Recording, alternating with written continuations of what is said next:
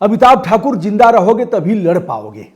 आमरण अनशन करोगे, पानी नहीं पीना है, खाना नहीं खाना है, सुनेगा कौन?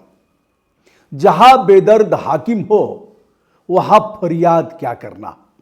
एक समय था जब धरना प्रदर्शन होता था, घेराव होता था, अधिकारी सिफारिश करते थे, उनकी बेइज्जती होती थी इस मामले में जिस थाने का घेराव। अब तो स्टेशन अफसर और रंगदारी से बात करेगा, देखो करेंगे करके क्या करेंगे, मतलब गरिया करके कहेगा। अब यह सब शान का विषय हो गया है और उसको कप्तान नहीं हटाएंगे। जो ऐसा स्टेशन अफसर होगा जिसके खिलाफ अगर विपक्ष धरना प्रदर्शन कर रहा है तो उसका खूंटा मजबूत हो जाएगा। अमिताभ ठाकुर ने इस रहस्य को जान लिया कि हमारे अनशन करने से और अन्न जल त्याग करने से इनके पर कोई असर नहीं पड़ेगा। देखिए ना, आज भी जमानत नहीं हो पाई। भाग रहा है अभियोजक, यानी जो इस मामले की तफ्तीश कर रहा है विवेचक, वह आज भी सबूत पेश नहीं कर पाया।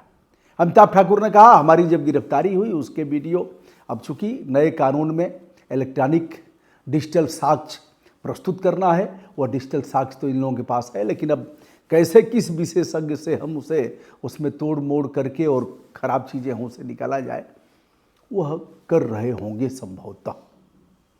क्योंकि जिस तरह से किया है, अमिताभ ठाकुर ने दावा किया कि हमारे इनकाउंटर करने का पूरा इन लोगों का प्रयास था, जो उस दिन नहीं हो पाया।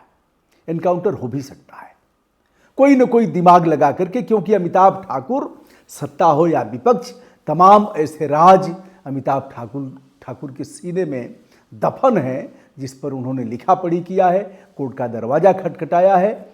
उच्च न्यायालय से लेकर के निचली अदालत, सुप्रीम कोर्ट से लेकर के देखा जाए तो लोकायुक्त तक उनके मामले लंबित हैं। दोनों पति पत्नी लड़ रहे हैं। अब तो नूतन ठाकुर पर भी गिरफ्तारी की तलवार लटक रही है। एक रास्ता है, संभवतः उन्होंने अग्रिम जमानत के लिए प्रयास किया होगा। अगर अग्रिम जमानत हो जाएगी, हो गई होगी, मिल गई होगी, तब तो बच जाएंगी, नहीं तो उसी घाट नूतन ठाकुर भी जाएंगी जहां अमिताभ ठाकुर हैं। कल भी देवरिया के मुख्य न्यायिक दंडाधिकारी यानी सीजीएम के यहाँ मंजू कुमारी के यहाँ पेशी हुई और आज भी हुई। कल अभियोजक आया ही नहीं और आज आया तो विलंब से आया। खेल होता रहता है। अब एक खेल हम बता करके आपको बताने जा रहे हैं। एक मामले में, हाँ सुनिए ना, अरे डिंपल यादव के मामले में, डिंपल यादव निर्विरोध सांसद हुई थी और कैसे गुटुरगु होता है इन लोगों का। अंतिम दिन भारतीय जनता पार्टी का प्रत्याशी गया और लोगों ने तो खड़ा ही नहीं किया, सब हट गए। डिंपल यादव जब पहली बार निर्विरोध सांसद हुई तो बाबू राजनाथ सिंह जी थे उस समय प्रदेश अध्यक्ष, तो संबंध अच्छे थे, संबंध आज भी अच्छे हैं। बहुत से लोगों के संबंध आज भी इन लोगों के अच्छे हैं। यह मखनचुआ भ्रम में मत रहना, यह इनके संबंध आज भी अच्छे हैं। और तू लड़ेगा, तू कटेगा, तू मरेगा बूथ पर, तुम्हारे ऊपर मिनी गुंडा एक्ट लगेगा, 110 जी पहले वाला गुंडा एक्ट लगेगा, गैंगस्टर लगेगा, और यह लोग भोज भात आपस में करते रहेंगे। सुन, भारतीय जनता पार्टी का प्रत्याशी पहुंचा नामांकन के अंतिम दिन, नामांकन 4 दिन का था। इस बात को लोग भूल गए होंगे, मखनचुआ को याद नहीं होगा यह, इसलिए मैं समय समय पर, हमारा काम है कि बताते रहे। और मैंने एक का नाम तो लिया नहीं, मैंने दोनों का नाम लिया और सभी का नाम लिया कि डिंपल यादव को निर्विरोध सब लोगों ने मिलकर के बनाया। तो अंतिम समय में, अंतिम दिन जिस दिन नामांकन था उसी दिन पहुंचता है भारतीय जनता पार्टी का प्रत्याशी। जो मजिस्ट्रेट थे, यानी जो नामांकन ले रहे थे, जिला मजिस्ट्रेट, जिला निर्वाचन अधिकारी, और उनका समय समाप्त, उनका दिमाग खराब है, समय समाप्त, पर्चा मारा लीजिए। कह रहे साहब समय इतने बजे का था, 5 बजे तक, आप 5:30 बजे आए हैं। तो क्या बोलता है जानते हैं? देख लीजिएगा, मैं कोई ऐसे ही लफंगाई थोड़ी कर रहा हूँ। उनका जवाब था कि हमारी बस लेट हो गई थी। ये मखनचुआ भारतीय जनता पार्टी जैसे दल का प्रत्याशी बस से जाएगा, नामांकन कर रहे हैं, और अंतिम दिन जाएगा।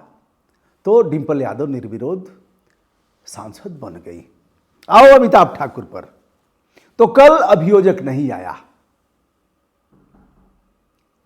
और आज पहुंचा, लेकिन लेट से पहुंचा और कहा कि मैडम महोदया क्षमा करिएगा, हम जो मांगा गया था कोर्ट से अभी तक पूरा नहीं हो पाया। अरे है ही नहीं है तुम्हारे पास, आज नहीं कल अमिताभ ठाकुर निर्दोष साबित होंगे, जमानत भी होगी, लेकिन जितना दुर्गत करना है कर लो, क्योंकि अमिताभ ठाकुर ने हमला बोला था आदित्यनाथ योगी को, 302 का मुलजिम बताया था, अन्य कई मामले मंदिर से लेकर के अन्य आरोप लगाया था। अमिताभ ठाकुर ने मुलायम सिंह यादव पर भी अपराध दर्ज कराया था, अखिलेश यादव के समय में बैठ करके धरना दिया था। बहरहाल अलग बात है कि निजी तौर पर उन लोगों ने इसे नहीं लिया, लेकिन अब अमिताभ ठाकुर की खैर नहीं है।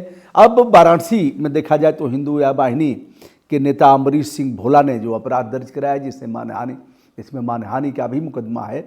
अब उस मामले में पिछले दिन यानी 22 दिसंबर को वाराणसी आपने देखा, अमिताभ कुछ कहना चाह रहे हैं और फिर सीटी बजाए, आँख मारे, सीटी बजाए बीच सड़क पर, कैसे हमको याद नहीं, आप उसको पूरा कर दीजिएगा।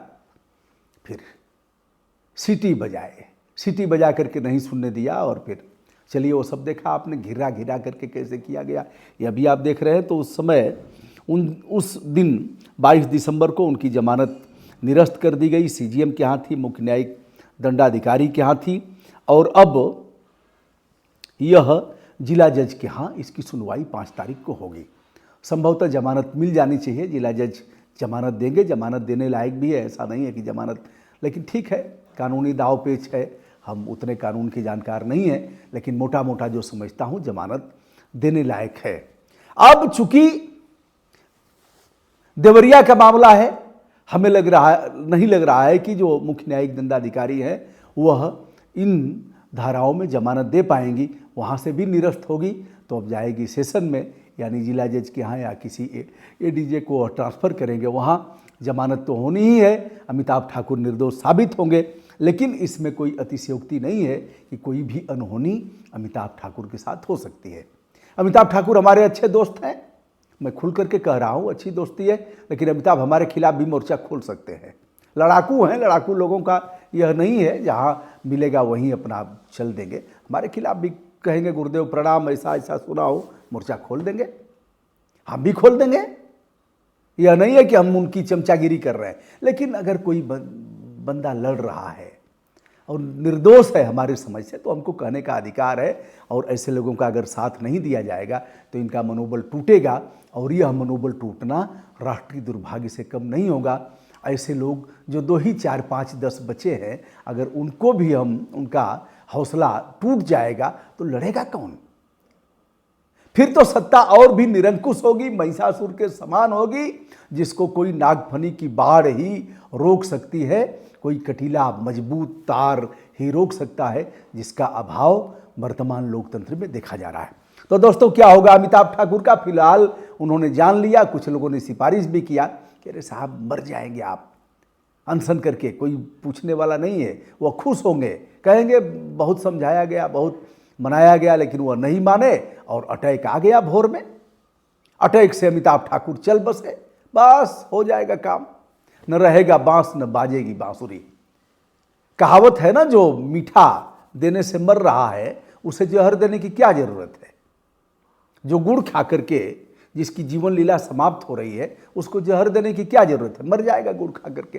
फिलहाल अमिताभ ठाकुर का अनशन समाप्त, 5 तारीख को अब वाराणसी में, फिर पुलिस यहाँ से देवरिया से ले जाएगी, वैसे ही ले करके फिर वहाँ जुमावड़ा होगा, फिर सीटी बजेगी, फिर अमिताभ ठाकुर कहेंगे हमारे जान का खतरा है, फिर यही सब चलता रहेगा।